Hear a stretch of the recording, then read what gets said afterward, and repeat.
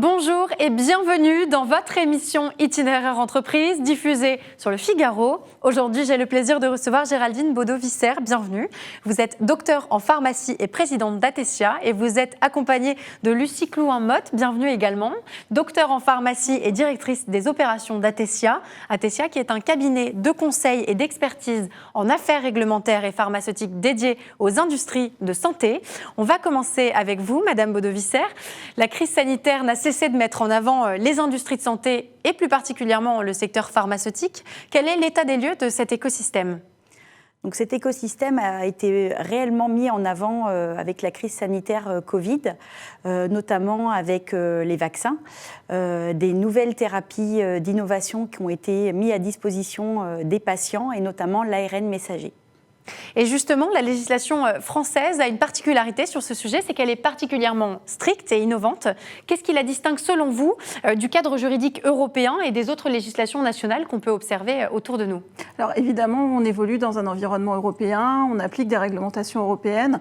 Pour autant, la France a ses propres spécificités et donc notamment des spécificités liées au fait d'avoir un établissement exploitant pour la mise sur le marché des produits en France et leur distribution. Également des régulations autour de la promotion ou encore la mise à disposition de produits en continu et éviter les ruptures de ces produits. Madame Baudot-Visser, est-ce que vous diriez que l'on se dirige progressivement vers une nouvelle gouvernance et que l'avant-gardisme français commence peut-être à infuser sur les autres pays ?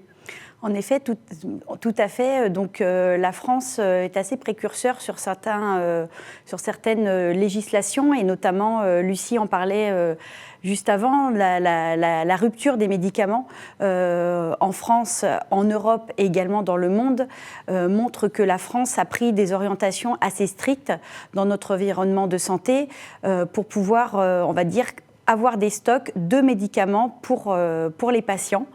Il y a aussi l'accès au marché, donc l'accès au marché de thérapies qui n'ont pas encore d'AMM, donc on appelle ça l'accès précoce, et pour lequel la France a un dispositif d'enregistrement très innovant au niveau de l'Europe.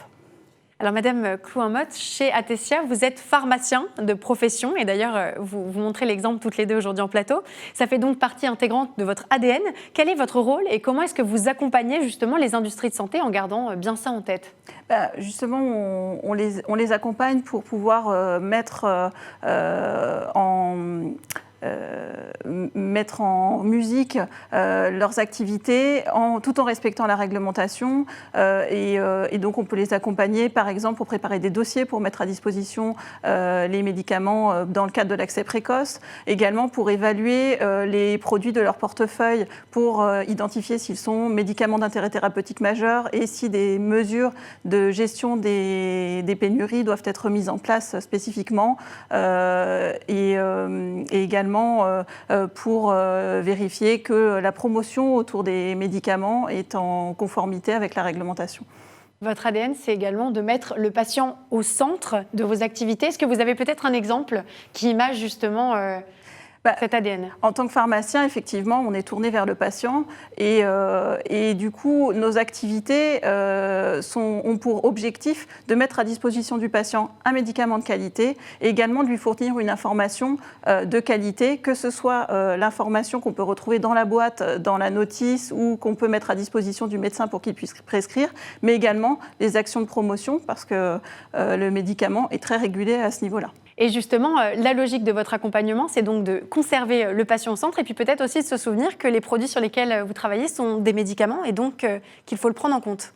Tout à fait, puisque nous sommes dans un environnement extrêmement régulé et spécifique à un médicament qui n'est pas un produit de grande consommation et qui nécessite en effet un médicament comporte des effets indésirables. Ce n'est pas une confiserie, on va dire ça comme ça.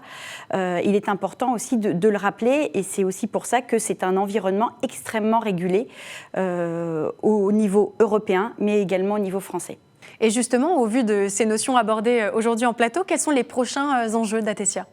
de rester le partenaire privilégié de nos clients, mais également de pouvoir en accompagner de nouveaux dans la mise sur le marché donc, de produits d'innovation, dans le cadre de l'ouverture, par exemple, d'établissements exploitants en France pour justement mettre à disposition des produits pour lesquels, en fait, il n'y a pas d'alternative thérapeutique pour les patients, mais aussi de les accompagner dans de la stratégie, notamment dans le cadre des ruptures de médicaments d'intérêt thérapeutique majeur. Merci beaucoup Géraldine Baudot-Visser. Je rappelle que vous êtes docteur en pharmacie et présidente d'Atesia. Vous étiez accompagnée de Lucie Clouin-Motte, que je remercie également pour sa présence sur le plateau. Je rappelle que vous êtes docteur en pharmacie et directrice des opérations d'Atesia, qui, on l'a bien compris, est un cabinet en conseil et en expertise en affaires réglementaires et pharmaceutiques dédié aux industries de santé. Merci beaucoup à toutes les deux d'avoir accepté notre invitation. Merci. Merci. Quant à nous, on se retrouve très vite pour une nouvelle émission Itinéraire Entreprise diffusée sur le Figaro. Je vous dis à très bientôt.